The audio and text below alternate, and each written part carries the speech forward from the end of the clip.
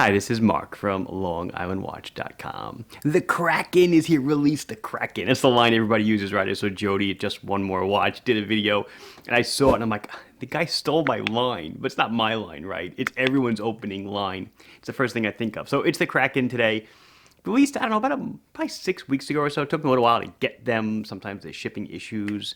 So I finally have them here. I figured I'll do a review, and we could check them out. I feel like the name, well, I love the name, it's not really, the watch is not monstrous or large like you think of the Kraken. I'm a big fan of the Clash of Titans, the 1981 release. The 2010 one I saw, but I love the Harry Hamlin one, Meredith Burgess, and it was a Laurence Olivier, right, with Zeus. So maybe I'll have to watch that again one of these days. Anyway, we're going to check it out. I can't show you what's on this wrist. I'll just show you the back of it. This is Prototype. Okay? Prototype Islander. I'm wearing it, just so you guys know. I mean, people say, what do you, how does the whole process work? Well, after I finally get one, believe it or not, I wear them. I gave one to Ryan. He wears them. We wear them, we feel them, make sure that we're happy with the weight and everything, and then we work on the little design details. But I'm loving this. It's very cozy. I'm wearing the Quartz Islander. This is the ISL 101. It's funny.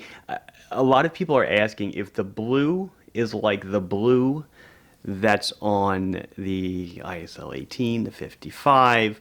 All those watches use the same blue. It's not. It comes from a different factory, obviously, because they are built in the USA.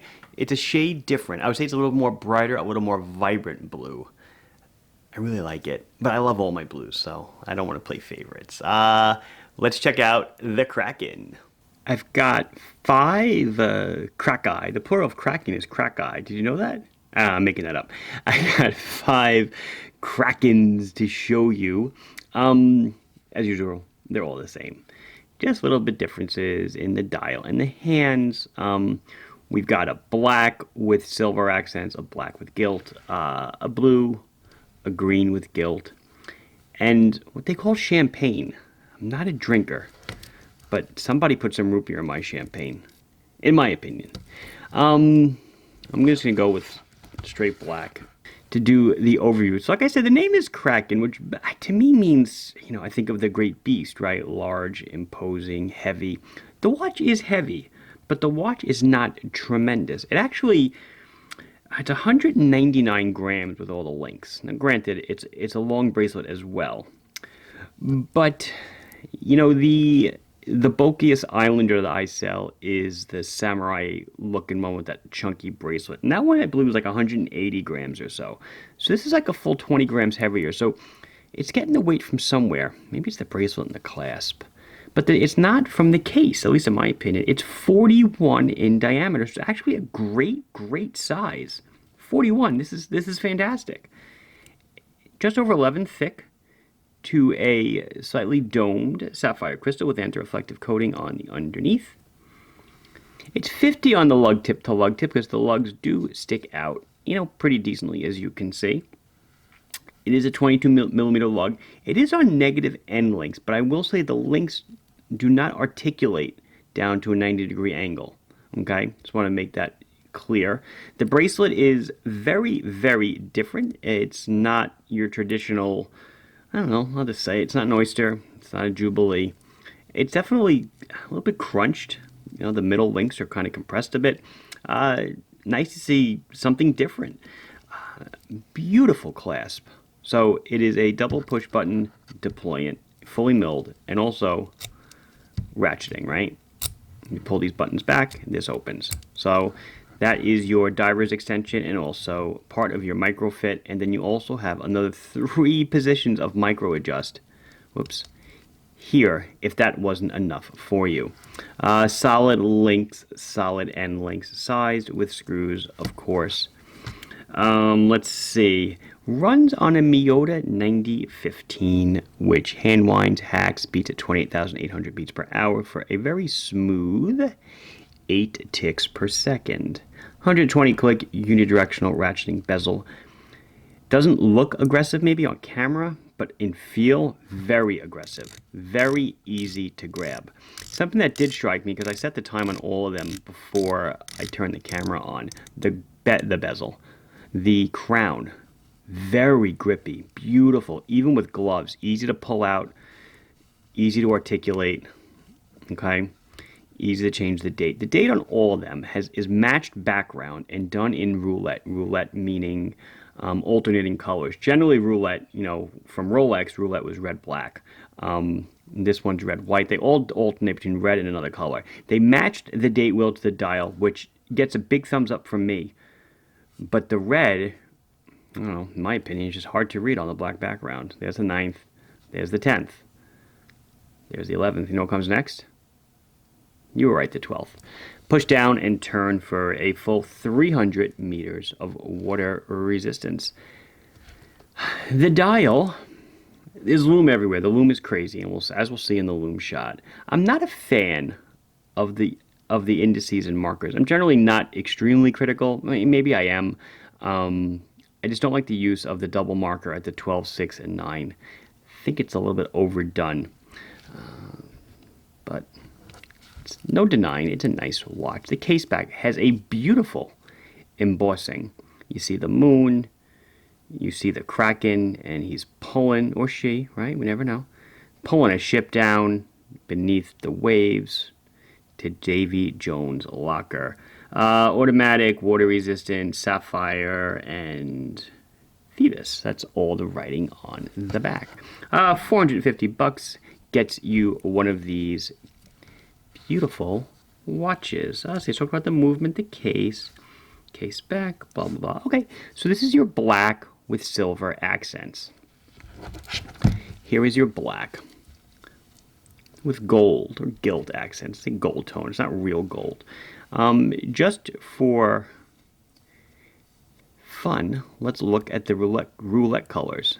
So gold and then red. I don't know. Gold, I can see the gold. The red, though, maybe it's my old eyes. I don't know. Phoibos logo at the 12, automatic, and 300 at the bottom. Logoed crown. Some people can't get enough of the logo, and some people have had too much of their logo. But like I said with Phoibos, their logo is about as controversial as mine. So, good on them. Green. A sunburst green. Again, a matched. I can't get over this. I love that they matched all the date wheels, but I feel like they went overboard with the rouletting. Matching date wheel in color. It's not. Yeah, it's kind of simple, but there's actually a decent amount of fallout. So you have to make many more than you're actually going to use, because it turns now my gloves are getting stuck in it. There is a decent amount of fallout, so you have to account for a decent amount of shrinkage, not the Seinfeld shrinkage, but the manufacturing shrinkage. So that's the green with the gold, the black, the green. Let's get to my friend the blue. Blue with silver. Interesting hands. I guess, are they Seamaster-ish hands? I'm not really a master of the more expensive watches, but I think they're Seamaster-ish. Blue background on the date wheel, and we go to red, okay? The blue is a sunburst blue. It's really nice looking. The red on the tip of the seconds hand. I believe they all had that. Good looking watch. And then the champagne. Like I said, this to me, I would actually call this copper. Doesn't really look champagne. Champagne to me would be, I guess, a tinge lighter in shade, but I'm going to go with copper on this one. But I call it champagne because they called it champagne. Before we pop the Kraken on, let's take a look at the lume. I got Kurt's Check the Lume song stuck in my head. That thing is addictive. If you don't know what I mean, you should check out his channel, Minute Watch, MINITWATCH. His videos make me roll. Plenty of use of BGW 9 and C3. So the blue and the green work really well together. Look, they even mixed the lume on the hands and the markers. Is that not the shiznit?